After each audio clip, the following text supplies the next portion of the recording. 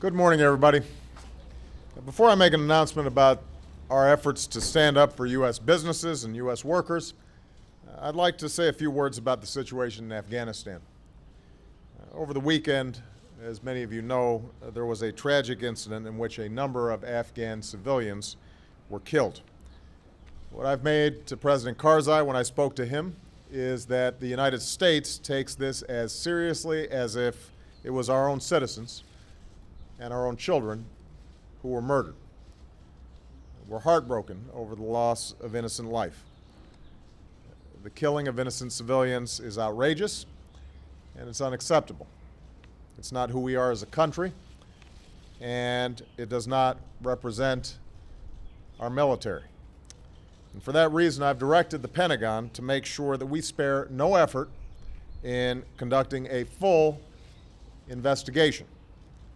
I can assure the American people and the Afghan people that we will follow the facts wherever they lead us.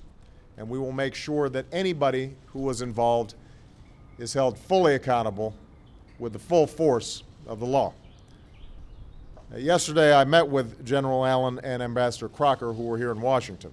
And I have extraordinary confidence in them and in the many Americans who are serving in Afghanistan and who have made extraordinary sacrifices to be there. Today I'll be meeting with Prime Minister Cameron, who's part of our broad coalition serving in Afghanistan. And we'll have an opportunity to consult about the way forward as we prepare for the NATO summit in Chicago later this spring. So make no mistake, we have a strategy that will allow us to responsibly wind down this war. We're steadily transitioning to the Afghans who are moving into the lead. And that's going to allow us to bring our troops home. Already we're scheduled to remove 23,000 troops by the end of this summer, following the 10,000 that we withdrew last year. And meanwhile, we will continue the work of devastating al-Qaeda's leadership and denying them a safe haven.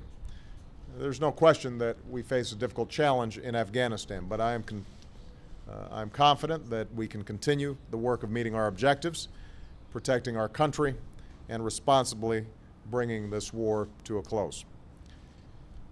Now, one of the things that I talked about during the State of the Union address was making America more competitive in the global economy.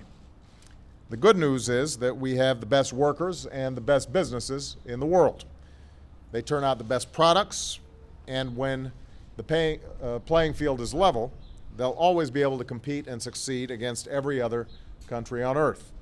But the key is to make sure that the playing field is level. And frankly, sometimes it's not. I will always try to work our differences through with other countries. We prefer dialogue. That's especially true when it comes to key trading partners like China. We've got a constructive economic relationship with China, and whenever possible, we are committed to working with them to addressing our concerns. But when it is necessary, I will take action if our workers and our businesses are being subjected to unfair practices. Now, since I took office, we've brought trade cases against China at nearly twice the rate as the last administration. And these actions are making a difference. For example, we halted an unfair surge in Chinese tires, which has helped put over 1,000 American workers back on the job. But we haven't stopped there. 2 weeks ago, I created a trade enforcement unit to aggressively investigate any unfair trade practices taking place anywhere in the world. And as they ramp up their efforts, our competitors should be on notice. You will not get away with skirting the rules. When we can, we will rally support from our allies.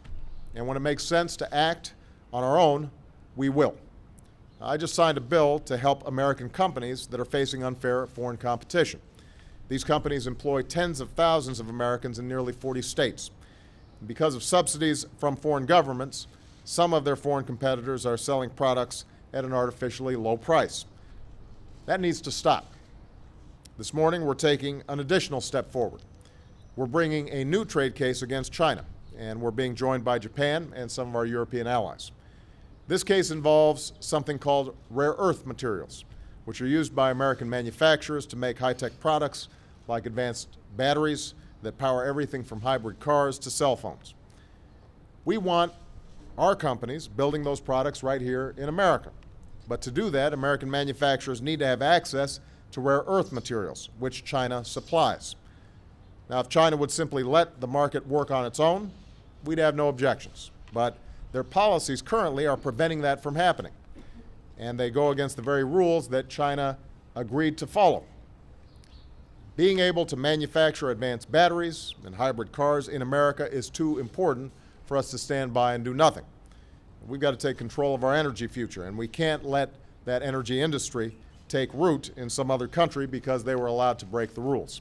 So our administration will bring this case against China today, and we will keep working every single day to give American workers and American businesses a fair shot in the global economy. We're going to make sure that this isn't a country that's just known for what we consume. America needs to get back to doing what it's always done best, a country that builds and sells products all over the world that are stamped with the proud words, "Made in America."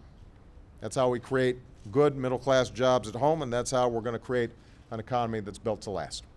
Thank you very much, everybody.